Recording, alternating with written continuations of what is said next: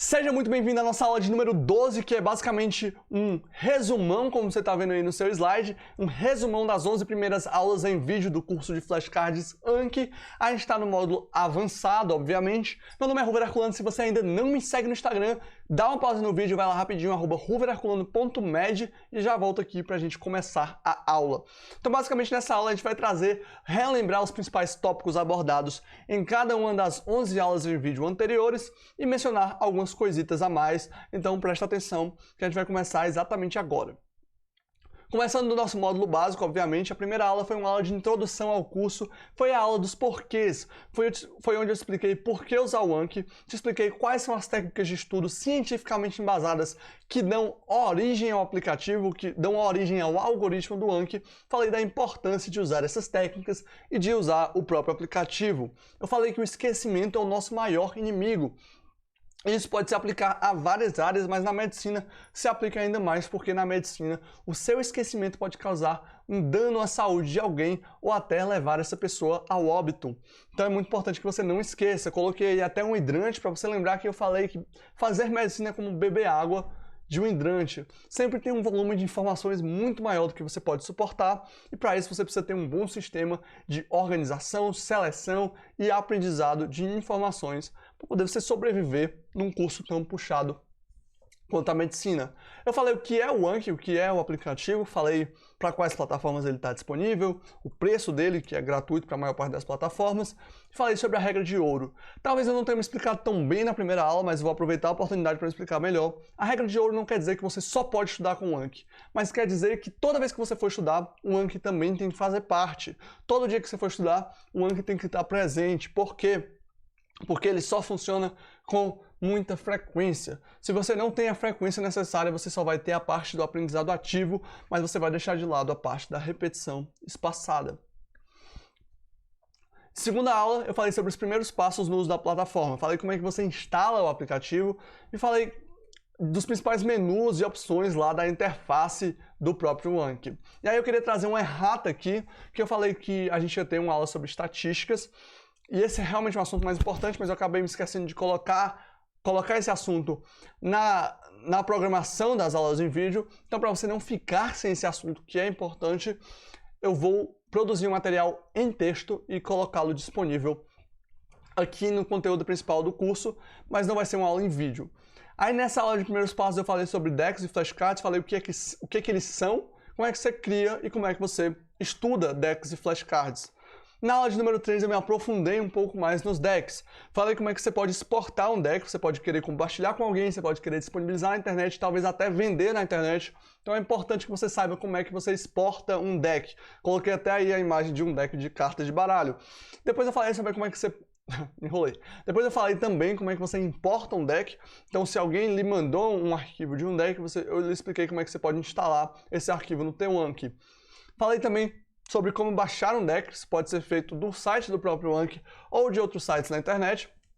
Eu falei do exemplo do Reddit, que é um site que eu uso para procurar decks de medicina, é bastante útil. Então você também pode procurar decks da sua área, seja medicina ou seja outra área, em diversos sites da internet. E se não tiver muitos decks disponíveis, é até um estímulo para que você disponibilize os seus decks para outras pessoas utilizarem.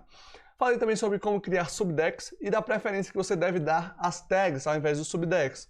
Então é importante que você crie decks grandes, assim, não sobre cada aula, por exemplo, mas sobre provas maiores, e que você prefira classificar os flashcards com as tags e não com subdecks. O motivo para isso, por exemplo, é que quando você cria vários subdecks dentro de um deck maior, esses subdecks são organizados e priorizados pela ordem alfabética. Então você pode acabar prejudicando o seu estudo de um subdeck que comece com a letra Z, por exemplo. Não é isso que você quer. Então a gente recomenda que você prefira usar tags ao invés de muitos subdecks. Aula de número 4, última aula do módulo básico, eu falei sobre tipos básicos de notas, né? Para ser mais preciosista, tem que falar notas. Mas a gente acabou tratando lá no começo do curso flashcards e notas como sendo a mesma coisa. Mas na frente eu expliquei, né? Eu vou revisar rapidinho a diferença entre notas e flashcards. Então nessa aula 4 eu revisei o tipo Basic, que é o tipo mais normal, que a gente já vinha utilizando, que é quando você tem um lado front, né? Frente, e outro lado back, ou verso, e aí você coloca a pergunta na frente e a resposta no verso, e você estuda como se fosse um flashcard de papel. Falei também sobre o close deletion, ou em português é omissão de palavras, que é o meu tipo de flashcard preferido para usar, também é o tipo de flashcard preferido de muita gente que usa o Anki, que basicamente você cria lacunas. Você pode criar lacunas de palavras ou expressões para você tentar lembrar dessas lacunas. E aí eu falei como é que você cria, para que serve, o que você coloca naquele campo chamado extra, e também falei como é que você cria mais de uma deleção na mesma nota. Então, se você quiser criar um flashcard só, mas cobrindo diversas expressões, você pode usar vários C1, né? C1, C1, C1, C1, ou se você quiser criar diferentes flashcards perguntando diferentes seções de um parágrafo, de uma frase, você pode usar Cs diferentes, né? C1, C2, C3 e C4. Então, basicamente, foi isso que a gente viu nessa última aula do módulo básico, que foi a aula de tipos básicos de flashcards /notas. Aí a gente partiu para o nosso módulo intermediário, e a primeira aula dele foi sobre o Image Occlusion and Haste, que o Image Occlusion and Haste é meio que um add-on, é uma extensão, e é meio que um tipo de nota. Na verdade, é um add-on que adiciona um tipo de nota, permite que você crie esse tipo de nota. Para que serve? Para você cobrir partes de imagens e tentar adivinhar. Eu acho isso especialmente útil na medicina, na parte da anatomia, quando as imagens, obviamente, têm tracinhos com os nomes das partes do corpo, e você pode cobrir esses nomes e usar o Image Occlusion and Haste para perguntar para você esses nomes. Falei como é que você instala e como é que você usa esse aplicativo. Falei sobre opções. Por exemplo, se você criou vários retângulos naquela imagem e você quer adivinhar um, tem a opção de você perguntar esse e deixar todos os outros abertos para que você tenha um contexto, e tem a opção de você perguntar esse e fechar todos os outros para que não seja tão fácil assim. Então, eu falei sobre essas opções também nessa aula do Image Occlusion and Haste. Falei sobre como agrupar, o que são esses grupos. Quando você tem uma imagem com, sei lá, 20 nomes, se você for criar um flashcard para cada um, você vai criar 20 flashcards. Então você vai ter que investir muito tempo para estudar uma imagem só. Com os grupos você pode juntar 3, 4, 5 blocos e criar um flashcard para cada bloco, reduzindo o número total de blocos. Então você pode até usar a lógica assim de imagens com as quais você quer gastar mais tempo porque são mais importantes, você cria grupos menores para que você entenda melhor os detalhes. Imagens com as quais você não quer gastar tanto tempo, você cria grupos maiores para ter menos flashcards. Mas é importante que não crie grupos tão grandes ao ponto de você não lembrar algum dos membros do grupo e aí acabar deixando muito difícil. Então eu dei também exemplos de como usar o Image Occlusion and Haste. Sempre faço isso aqui no curso, né? Mostro a ferramenta e dou o exemplo na maior parte das vezes de como utilizá-la. E aí a gente partiu para a aula de número 6, que é uma aula bem teórica. No começo eu não sabia que essa aula ia ser tão importante, mas com o passar das aulas eu percebi que essa aula tinha sim bastante importância.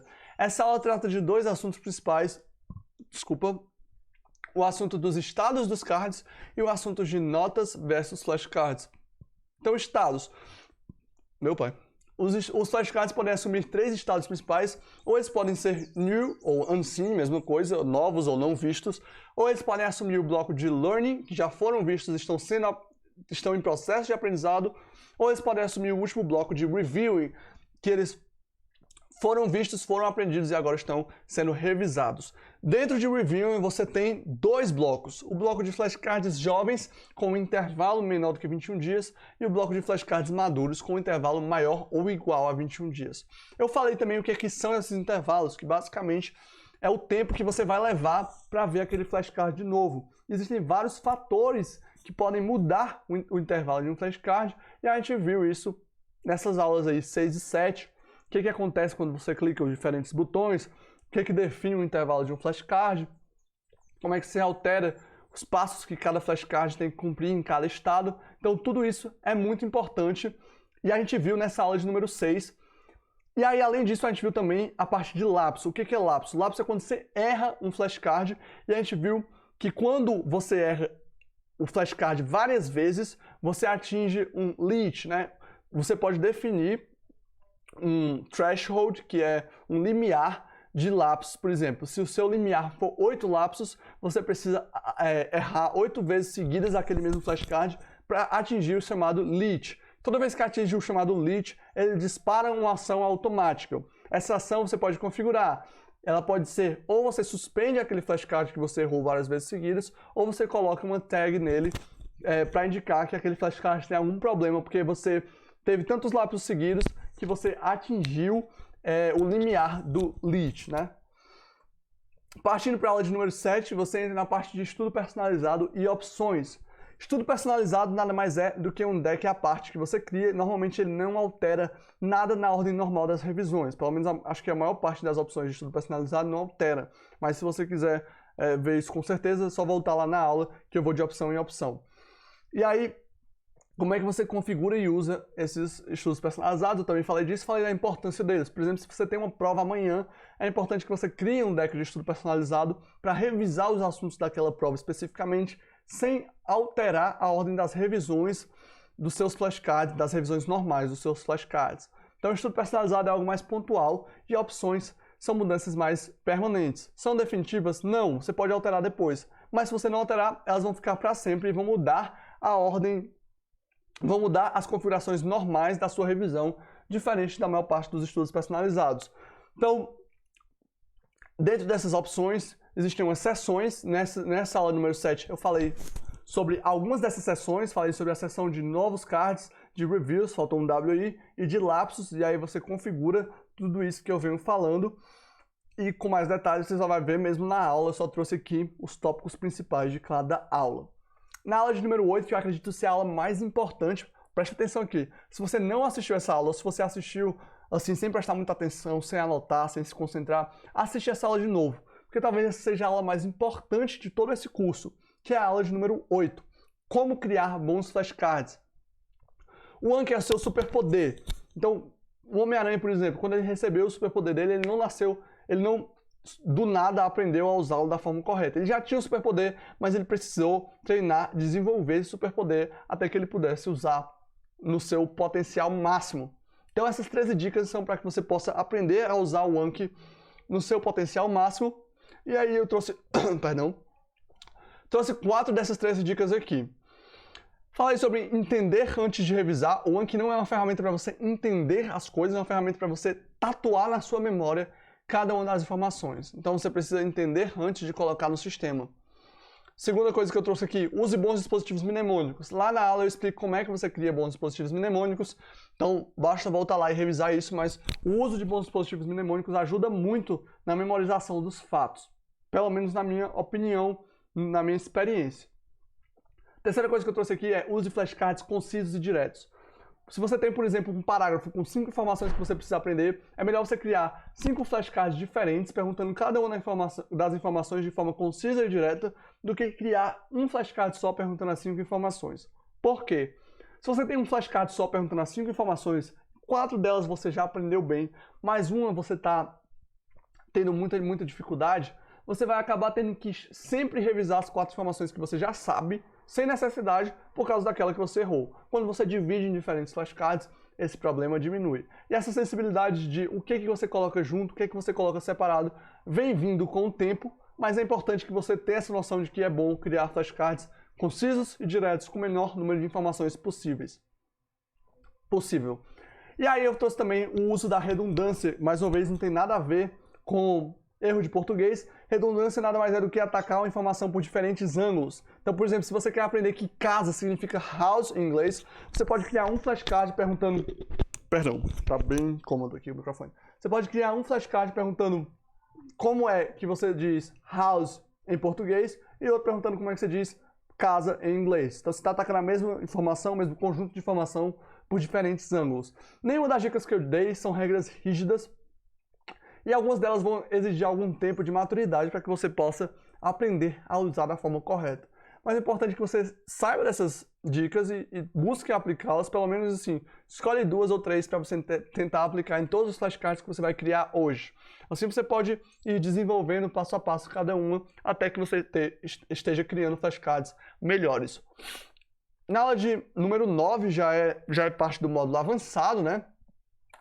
Na verdade, são duas aulas seguidas, 9 e 10, que é as aulas de Browser 1 e Browser 2. Lá no começo do curso, onde eu apresento a interface do aplicativo, eu digo assim, tá parecendo aqui que o Anki é muito simples, né? Mas olha aqui como tem coisas complexas. E aí eu dou justamente o exemplo do Browser.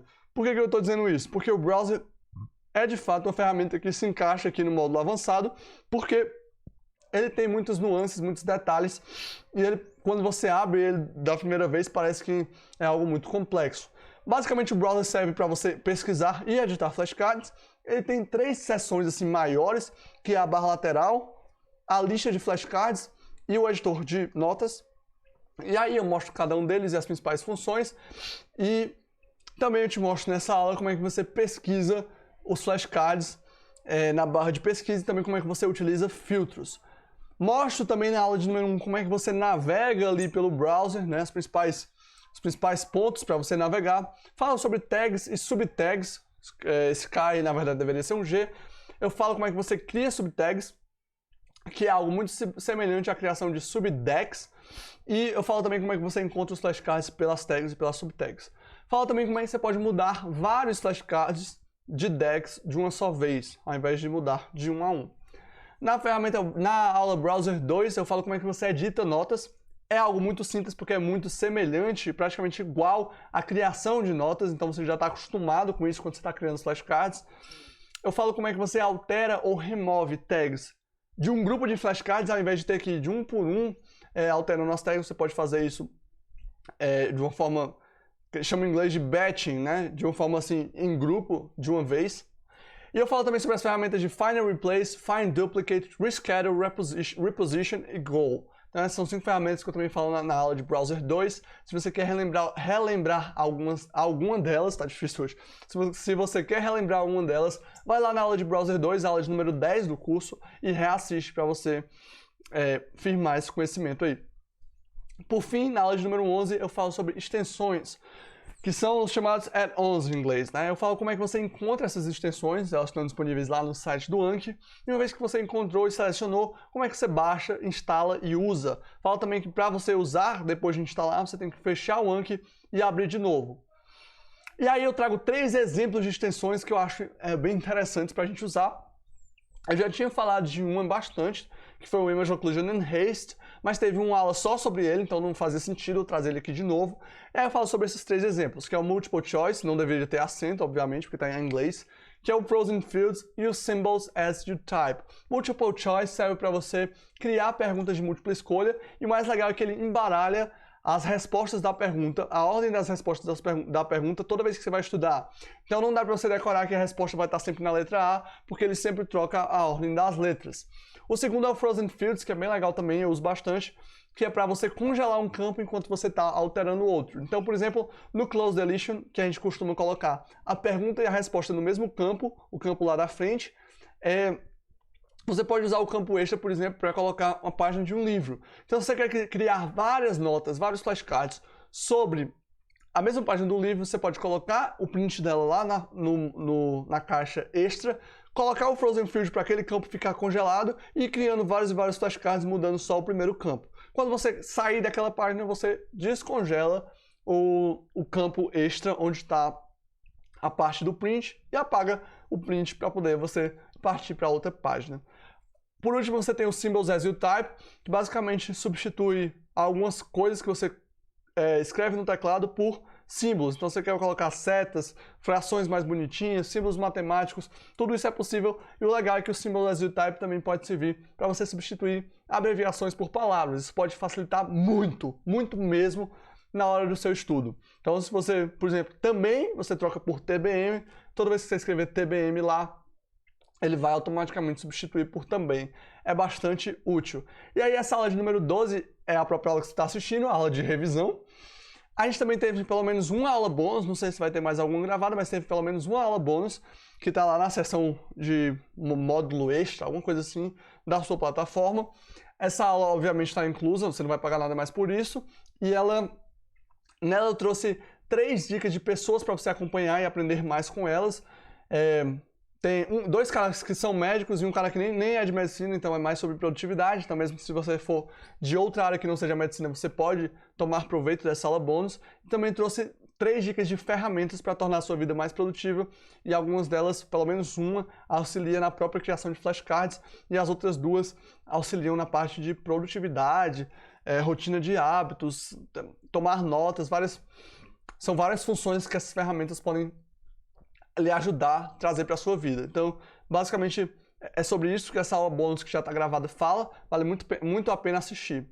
Também, nesse curso, vai ter alguns materiais complementares que a gente vai adicionando à medida da necessidade. Um deles é a aula bônus, o outro é a aula sobre estatística, que não é exatamente um material complementar, né? É uma aula mais de forma escrita, e aí a gente pode acabar adicionando outros materiais complementares com o passar do tempo. Então é importante que você fique prestando atenção se surgiu algum material para você melhorar o seu estudo. Então basicamente era isso que eu queria trazer na nossa aula de número 12. Muito obrigado por ter acompanhado o curso até aqui. Não deixe de recomendar esse curso para outras pessoas e também de classificar o curso lá, colocar o máximo de estrelinhas possíveis. Espero muito que você tenha gostado, que você tenha aprendido bastante e obrigado mesmo pela sua confiança. Com isso eu me despeço, até a próxima, tchau!